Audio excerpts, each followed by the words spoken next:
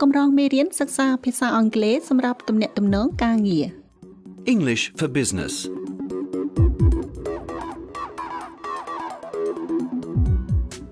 មេរៀនទី24ការអបអរសាទរ Lesson 24 Celebrating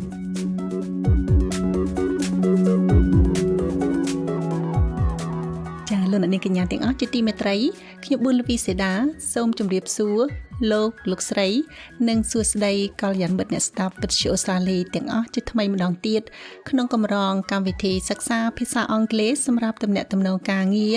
ដែលរៀបចំតាក់តែងឡើងដោយសេវាអប់រំពហុវប្បធម៌សម្រាប់មនុស្សពេញវ័យនៅទីក្រុងមែលប៊នប្រទេសអូស្ត្រាលីចា៎ក្នុងមេរៀនទី23លោកអ្នកបានហាត់រៀនរួចមកហើយពីរបៀបអញ្ជើញដៃគូជំនួញទៅពិសាអាហារពេលល្ងាចនិងរបៀបឆ្លើយតបចំពោះការអញ្ជើញនេះលោកអ្នកក៏បានរៀននៅពាក្យពេចន៍ក៏ដូចជាឃ្លោងឃ្លាសម្រាប់ការណែនាំមុខម្ហូបនិងហៅម្ហូបនៅក្នុងភោជនីយដ្ឋានចា៎ក្នុងមេរៀនទី24សម្រាប់ថ្ងៃនេះលោកអ្នកនឹងសិក្សាពីរបៀបបញ្យល់បញ្ហានិងរបៀបលើកជាសំណើដោះស្រាយបញ្ហានេះលោកអ្នកក៏នឹងហាត់អនុវត្តនៅឃ្លាប្រយោគមួយចំនួនដែលបង្ហាញពីការឯកភាពឬបដិសេធចំពោះសំណើផងដែរក៏ប៉ុន្តែមុននឹងសិក្សាបន្តសូមលោកអ្នកស្ដាប់ការសន្ទនាក្នុងមេរៀនទី23ឡើងវិញដើម្បីជាការរំលឹកថាតើលោកអ្នកចងចាំបានច្រើនប៉ុណ្ណាដែរចា៎ This is the highest restaurant in the Southern Hemisphere. What a view! There's the Opera House. We were there yesterday. Your menus? Thank you. Would you like to order drinks now? I'll just have a water to start. Thanks. We'll have a bottle of this champagne, please. Fine. I'll be back to take your dinner orders. Oh, there's so much to choose from. What do you recommend? Well, if you like seafood, the roasted lobster here is delicious. That sounds good to me. I'll have the Peking duck.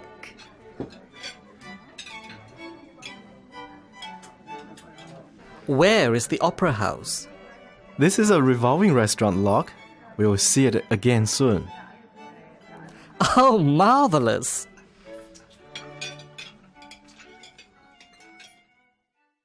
ចា៎ហើយឥឡូវនេះសូមលោកអ្នកសិក្សាមេរៀនទី24អំពីការអបអរសាទរជាបន្តទៀតចា៎ភ្ញៀវទាំងអស់ទើបតែពិសាបង្អែមរួចនៅភោជនីយដ្ឋាន Sultan Tower. Your idea for the new specialty brand was great, Victoria.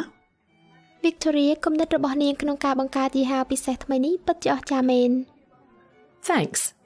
but I can't take all the credit. It was Harvey's idea too. ចាអរគុណច្រើនប៉ុន្តែមិនមែនសុទ្ធតែជាគុណសម្បត្តិរបស់ខ្ញុំទាំងអស់ទេព្រោះជាគំនិតរបស់ Harvey ដែរ Thanks, Vicky. អរគុណហើយ Vicky. I'd like to propose a toast.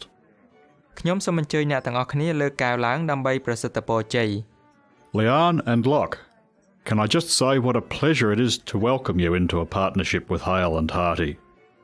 សូមអញ្ជើញអ្នកស្រីលៀននិងលោកឡុកខ្ញុំគ្រាន់តែចង់និយាយថាខ្ញុំពិតជាមានសេចក្តីត្រេកអរណាស់ក្នុងការស្វាគមន៍ចំពោះសម្ព័ន្ធភាពរវាងក្រុមហ៊ុនលោកទាំងពីរជាមួយនឹងក្រុមហ៊ុនផ្គត់ផ្គង់ស្បៀងអាហារ Hale និង Harty. May our partnership deepen and prosper. សូមឲ្យសម្ព័ន្ធភាពរបស់យើងកាន់តែមានសភាពជិតស្និទ្ធនិងរីកចម្រើនតទៅ Now let's raise our glasses to Silver Heaven Tea. ឥឡូវសូមលើកកែវឡើងដើម្បីជូនពរដល់ Silver Heaven Tea. To Silver Heaven. Cheers. Silver Heaven. Cheers. Cheers. ដើម្បី Silver Heaven សូមអបអរសាទរ ដើម្បី Silver Heaven សូមអបអរសាទរ Thank you. សូមអរគុណចា Thank you. The feeling is mutual. សូមអរគុណហើយអារម្មណ៍នេះគឺមិនខុសគ្នាទេ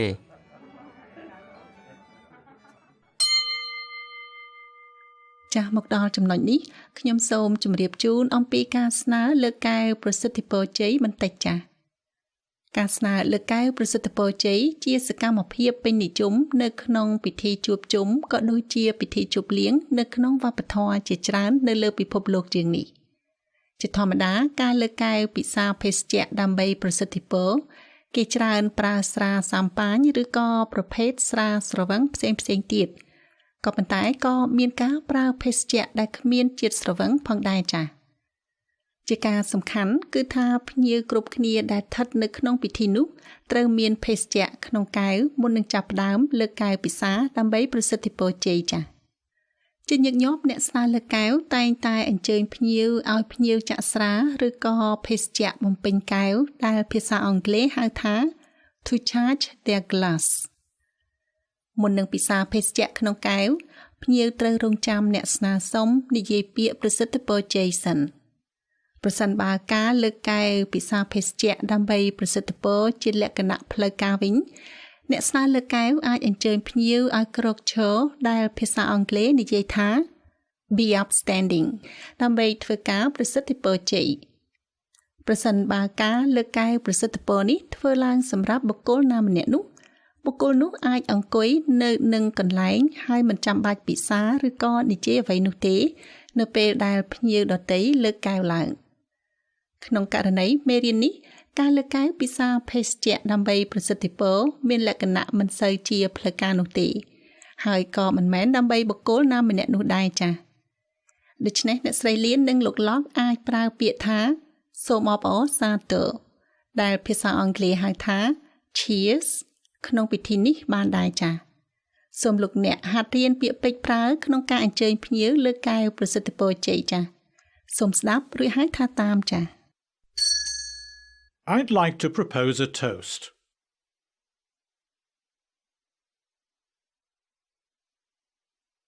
Please be upstanding.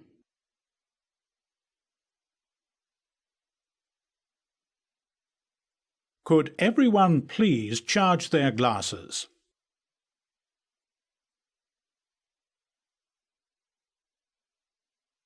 Let's raise our glasses. To our new partner.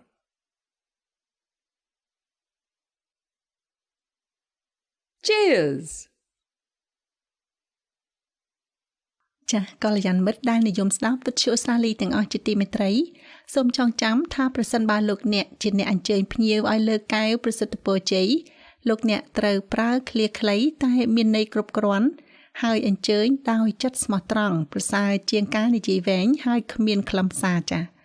ប្រសិនបើលោកអ្នកជាភ្ញៀវវិញលោកអ្នកគួរបញ្ចេញមតិឆ្លើយតបខ្លះៗដើម្បីជាការគួរសមចា៎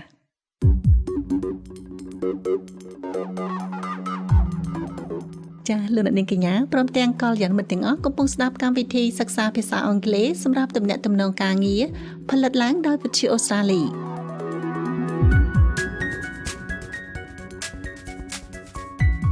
មេរៀនទី24ការអបអរសាទរ Lesson 24 Celebrating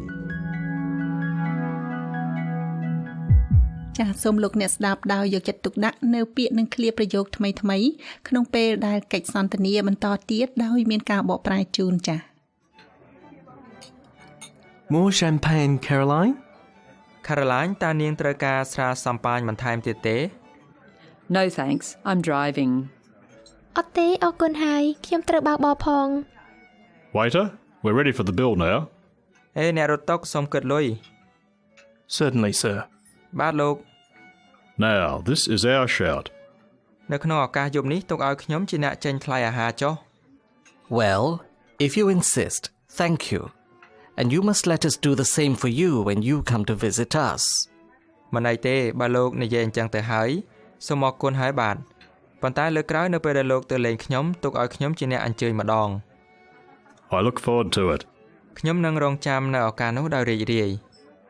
Thank you for this wonderful dinner, Douglas. It's the high point of our stay. Douglas ខ្ញុំសូមអរគុណសម្រាប់អាហារពេលល្ងាចដ៏ឆ្ងាញ់ពិសានេះនេះជាឱកាសពិសេសបំផុតក្នុងអំឡុងពេលនៃការស្នាក់នៅរបស់យើង Our pleasure. សូមទទួលដោយក្តីរីករាយ Thanks, everyone. It's a great end to our holiday. សូមអរគុណអ្នកទាំងអស់គ្នា ការឈប់សម្រាករបស់យើងនៅទីនេះពិតជាបញ្ចប់ទៅដោយក្តីរីករាយមែន And a great start to our partnership. ហើយវាក៏ជាការចាប់ផ្ដើមដ៏អស្ចារ្យនៃសម្ព័ន្ធភាពថ្មីរបស់យើងដែរ Now, we'll pick you up at 9 a.m. tomorrow morning. អញ្ចឹងយើងនឹងទៅទទួលលោកនិងអ្នកស្រីនៅថ្ងៃស្អែកវេលាម៉ោង 9 ព្រឹក That's very kind. You really don't have to. លោកចិត្តបានណាតែលោកមិនចាំបាច់ទៅទទួលពួកយើងទេ No, we'd be pleased to take you to the airport. Really. មិនអីទេយើងពិតជារីករាយនឹងជូនដំណើរលោកនិងអ្នកស្រីទៅកាន់អាកាសយានដ្ឋានមែនណា Thank you very much. អរគុណច្រើនណាស់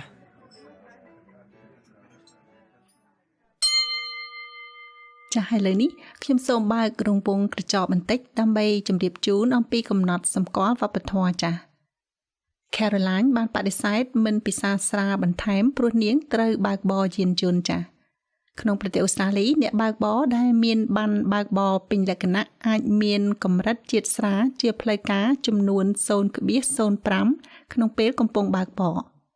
ច្បាប់បែបនេះត្រូវបានពង្រឹងយ៉ាងហ្មត់ចត់ហើយអ្នកបើកបរអាចត្រូវសមត្ថកិច្ចធ្វើតេស្តពិនិត្យជាតិស្រានៅគ្រប់ពេលវេលាទាំងអស់ចា៎ឥឡូវនេះសូមលោកអ្នកស្ដាប់របៀបហៅគិតលុយរបស់ Douglas Waiter, we're ready for the bill now. អ្នករត់តុសូមគិតលុយ លោកអ្នកក៏អាចនិយាយបានថា Could we have the bill please នៅសហរដ្ឋអាមេរិកវិញសម្រាប់ការគិតលុយគេប្រើពាក្យ the check ប៉ុន្តែសម្រាប់ប្រទេសអូស្ត្រាលីវិញគេប្រើពាក្យ the bill សូមលោកអ្នកហាត់រៀនចាស់ដោយស្ដាប់សិនរួចហើយថាតាម We're ready for the bill now. Could we have the bill, please? លោកអ្នកនាងកញ្ញា Douglas បានប្រើឃ្លាមិនធម្មតាមួយគឺឃ្លា The meal is our shout ជាឃ្លាដែលពេញនិយមប្រើនៅក្នុងប្រទេសអូស្ត្រាលីនេះឃ្លានេះមានន័យស្មើនឹងឃ្លាថា will pay ចាស់តាមពិតទៅគ្មាននរណាម្នាក់ដឹងច្បាស់ថាហេតុអ្វីបានជាពាក្យអង់គ្លេស shout ដែលជាទូទៅប្រែថាស្រែកមានន័យស្មើនឹងពាក្យថា to treat គឺចាញ់លុយប៉ាវក្នុងភាសាអង់គ្លេសបែបអូស្ត្រាលីនោះទេចា៎ប៉ុន្តែអ្វីដែលគួរឲ្យអស់សំណើចបំផុតនោះគឺឃ្លានេះកើតចេញពីសត្វទិសស័ព្ទដែលប្រើសម្រាប់ពិពណ៌នាមនុស្សម៉ៅស្វិតទៅវិញគឺឃ្លា He wouldn't shout if a shark bit him មិនមែនមានន័យថាគាត់នឹងមិនស្រែកឡើយទោះបីជាមានត្រីឆ្លាមខាំគាត់នោះទេតែមានន័យថាគាត់មិនខ្វល់ពីការចាញ់ថ្លៃចំណាយឲ្យនរណាម្នាក់ឡើយទោះបីជាមានគេបង្ខំគាត់ក្តីចា៎ឥឡូវនេះសូមលោកអ្នកស្ដាប់របៀបផ្សេងទៀតក្នុងការនិយាយសុំប៉ាវឬក៏បង់ថ្លៃចំណាយចា៎ This is on me. ទុកឲ្យខ្ញុំជាអ្នកចំណាយវិញ We've got this.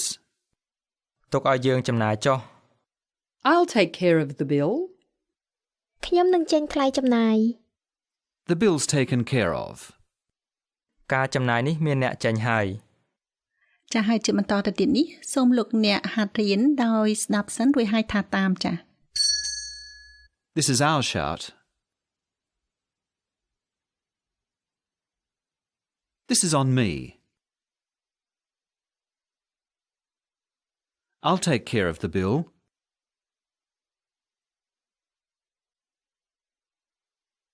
The bill's been taken care of.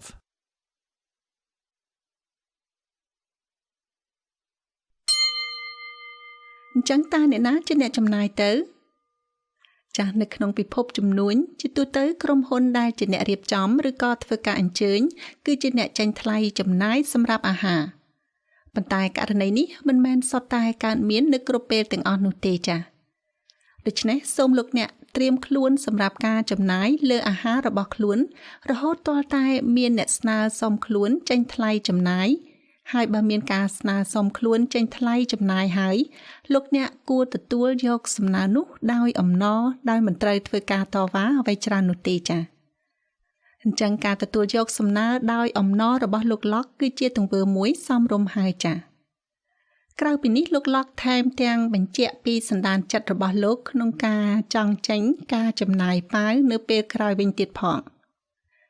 ដូច្នេះសូមលោកអ្នកស្ដាប់ចា៎ Well, if you insist, thank you. And you must let us do the same for you when you come to visit us. មិនអីទេបើលោកនិយាយអញ្ចឹងទៅហើយសូមអរគុណហើយបាទប៉ុន្តែលើកក្រោយនៅពេលដែលលោកទៅលេងខ្ញុំទុកឲ្យខ្ញុំជាអ្នកអញ្ជើញម្ដងចាហើយការសម្ដែងការដឹងគុណក៏ជាការចាំបាច់ផងដែរនៅមុនពេលលាគ្នាចាសូមស្ដាប់លោកឡុកនិងអ្នកស្រីលៀននិយាយពីការដឹងគុណរបស់ខ្លួនម្ដងទៀតចា Thank you for this wonderful dinner, Douglas. It's the high point of our stay. Douglas ខ្ញុំសូមអរគុណសម្រាប់អាហារពេលល្ងាចដ៏ឆ្ងាញ់ពិសានេះនេះជាឱកាសពិសេសបំផុតក្នុងអំឡុងពេលនៃការស្នាក់នៅរបស់យើង Thanks, everyone. It's a great end to our holiday.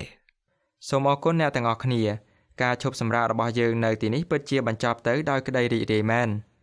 ចាហើយលើនេះសូមលោកអ្នកនាងកញ្ញាហាត់រៀននៅឃ្លាប្រយោគនៃការសម្ដែងការដឹងគុណនៅក្នុងបរិបទទំនាក់ទំនងការងារចាសូមស្ដាប់ព្រោះឲ្យថាតាម Well, if you insist, thanks.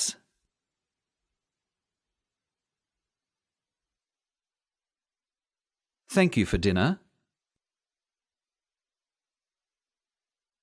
Thanks again. What a great way to celebrate our partnership.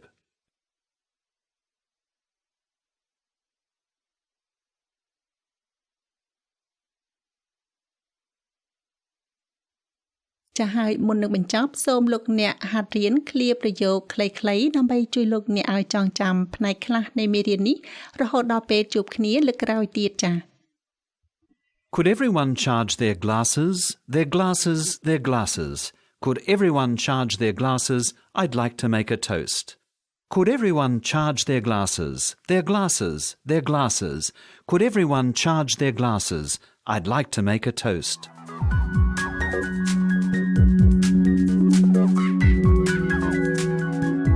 លោកអ្នកនាងកញ្ញាទាំងអស់ជាទីមេត្រីមេរៀនទី24នៃកម្រងនីតិសិក្សាភាសាអង់គ្លេសសម្រាប់ទំនាក់ទំនងការងាររបស់វិទ្យុអូស្ត្រាលីឈានចូលដល់ទីបញ្ចប់ហើយចា៎សូមលោកអ្នករងចាំស្ដាប់មេរៀនទី